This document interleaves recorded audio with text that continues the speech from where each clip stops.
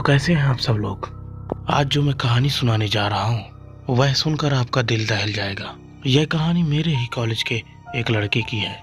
वैसे तो कॉलेज में वो नाम के लिए पढ़ता था, परंतु कॉलेज में रोज आने का कारण एक लड़की थी जिसे वो बहुत ज़्यादा प्यार करता था।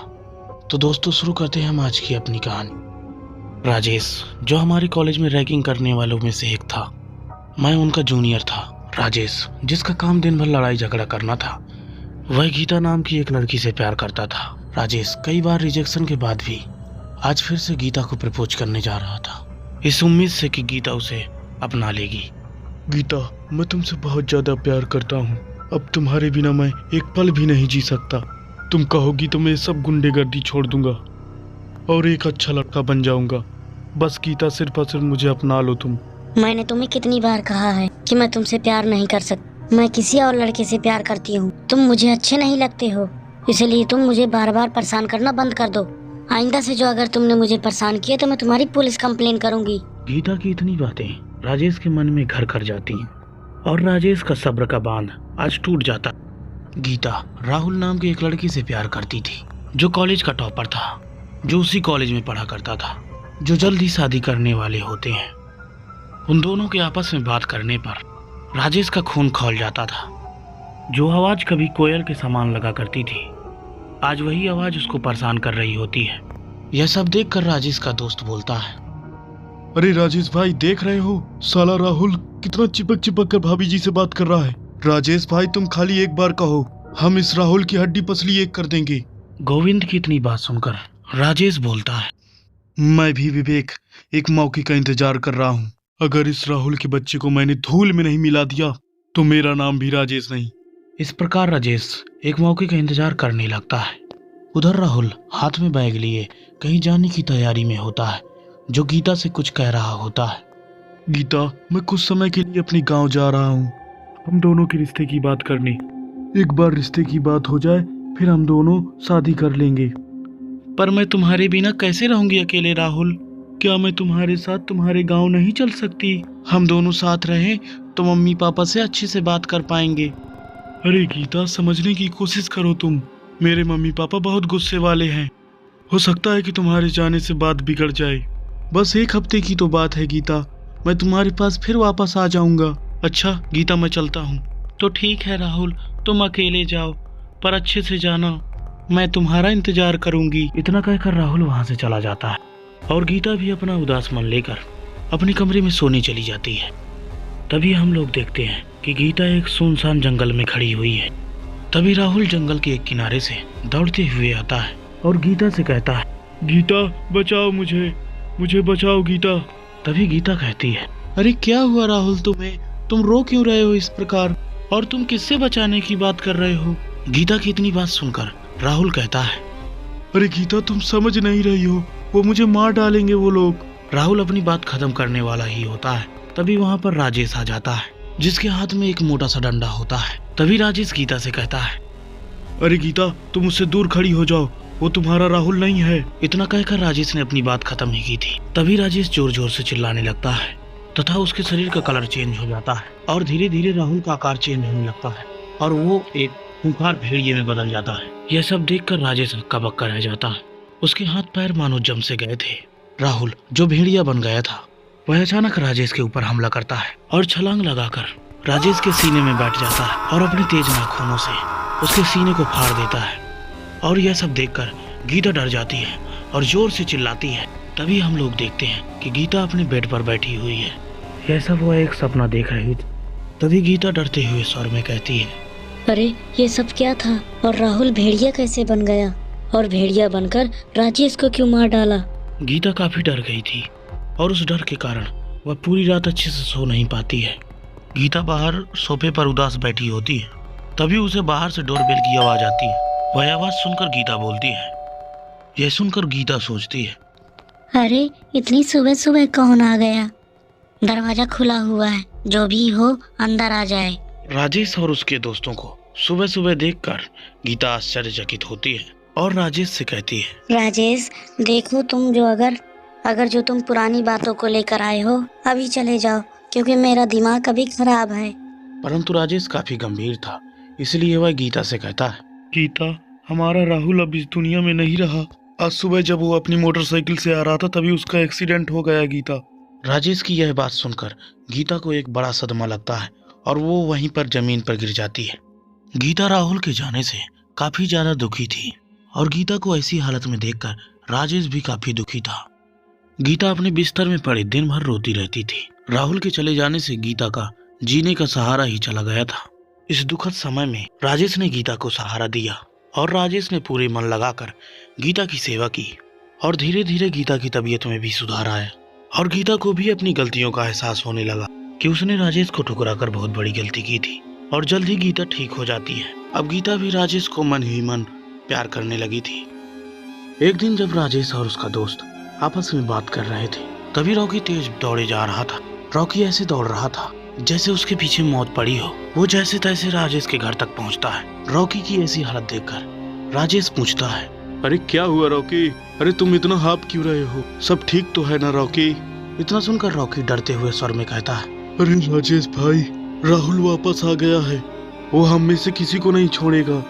अरे रॉकी, तुम्हारा दिमाग तो ठीक है ना? ये कैसी बहकी बहकी बातें कर रहे हो? तुमने तो उसे अपने हाथों से ही मारा था। तुम इत्मीनान से बताओ क्या हुआ था तुम्हारे साथ? तभी रॉकी एक लंबी सांस लेता है और राजेश से अपनी आप बीती बताता है। मुझे अच्छी तरह से याद है, मैं और विवेक शाम को टहलने निकले थे। तभी विवेक मुझे पीछे से आवाज देता है, अरे रॉकी भाई, तुम पागल हो क्या? ये समय है कोई जंगल में घूमने का। तुम्हें पता नहीं है क्या कि इस जंगल में कितने जंगली जानवर हैं? विवेक की इतनी बातों को सुनकर रॉकी कहता है, अरे विवेक, तुम कितना डरते हो यार। इस जंगल में कोई जंगली जानवर नहीं है। यहाँ के लोगों ने अफवाह फैला कर रखा हुआ है कि यहाँ पर कोई घूमने ना आए। तुम बेकार में डर रहे हो। इतना कहकर रॉकी शांत हो जाता है और रॉकी के कहने पर विवेक भी शांत हो जाता है और शांत चलने लगता है। दोनों एक साथ कुछ ही दूर चले थे तभी उन दोनों को जानवर की आवाज आती है, जिसे सुनकर विवेक की तो सांसें ही अटक जाती हैं। दोनों ही अपनी नजरों को चारों ओर घुमाते हैं। तभी उन्हें कुछ देर में एक आवाज सुनाई देती है, काफी इंतजार कराया तुम दोनों ने। तुम दोनों से मिलने के लिए तो मैं तड़प गया था। तुम ही तो हो जिसने मेरी ये हालत की। उस दिन मुझे बचाने वाला कोई नहीं था और आज मेरे हाथों से तुम्हें बचाने वाला कोई नहीं है।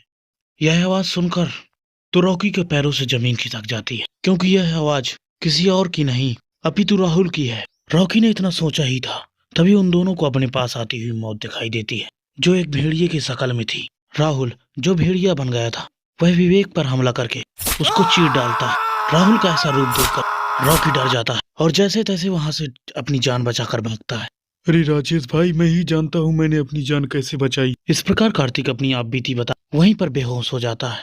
रॉकी की बातों को सुनकर आर्यन भी काफी डर जाता है और राजेश से कहता है, अरे राजेश भाई, हमने राहुल को मारकर कहीं गलती तो नहीं कर दी? मुझे तो बहुत डर लग रहा है। यह सुनकर राजेश आर्यन से कहता है, अरे आर्यन, तुम बेकार में डर रहे हो। हम सब जानते हैं कि रॉकी कितनी शराब पीता है। उसने किसी जानवर को देखा होगा। तुम उसकी बातों पर ध्यान मत दो।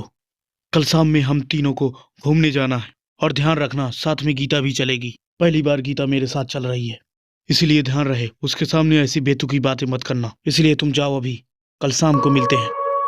शाम हो गई थी और आसमान में चांद भी निकल आया था और राजेश की कार जंगल को चीरते हुए आगे बढ़ रही थी। आज की रात कुछ ज्यादा खौफनाक थी।